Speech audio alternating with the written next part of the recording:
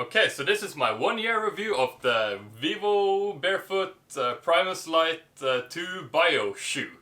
Now I've used this over the last year and today I really want to talk about it. I've been really happy with this shoe, but there are a couple of things to keep in mind if you're considering buying it. So yeah, before we get into that, I'm Tor. I love to make these kind of clothing and packing and travel types of videos.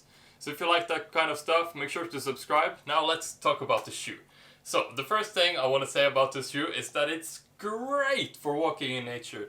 It makes you feel the ground really nicely, like you can feel the little nuances and the stones and stuff. You feel like balancing and jumping around and climbing on rocks and everything. It's great. I love it for that. It's also really lightweight. The shoe weighs next to nothing. Yeah, that's so fantastic. Also, it's surprisingly waterproof up into here. Of course, if it's really wet out and you wear these shoes, you're going to get wet. But that's just something you have to accept. But overall, I've been really surprised by how water resistant, I guess it is, up into this mesh part of the shoe, which also seems to be the weakest point in the shoe. If you look at mine, this is where it has started to rip now. It started to rip a couple of months ago. These shoes are about 1 year old now, today. So yeah, that's something to keep in mind. It's also, since it's made of this like recycled material, I guess, I don't know what I want to say about like it's clear that it's kind of recycled plastic in some areas, but I mean, it's good for the environment and the shoes works totally fine. The only thing I really want to complain about is the shoelaces.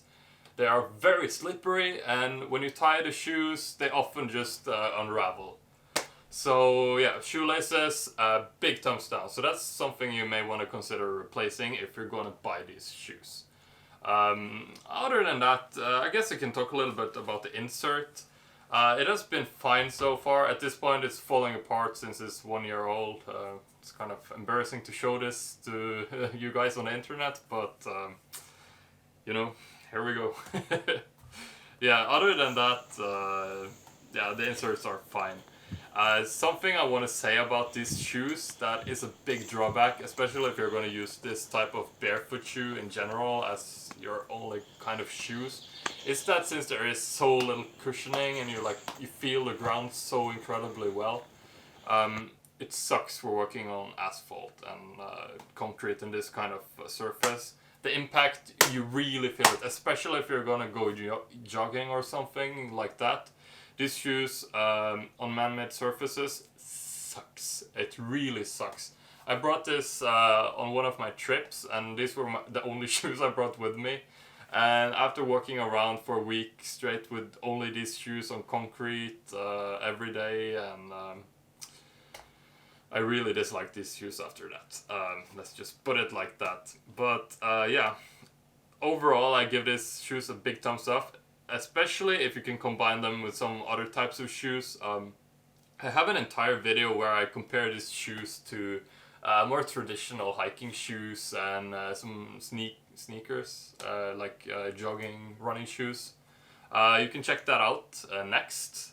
I also have a video where I show you how to wash these shoes properly in a really quick and effective manner. You can also check that out. If you liked this type of video, subscribe, and I'll see you over in the comparison video.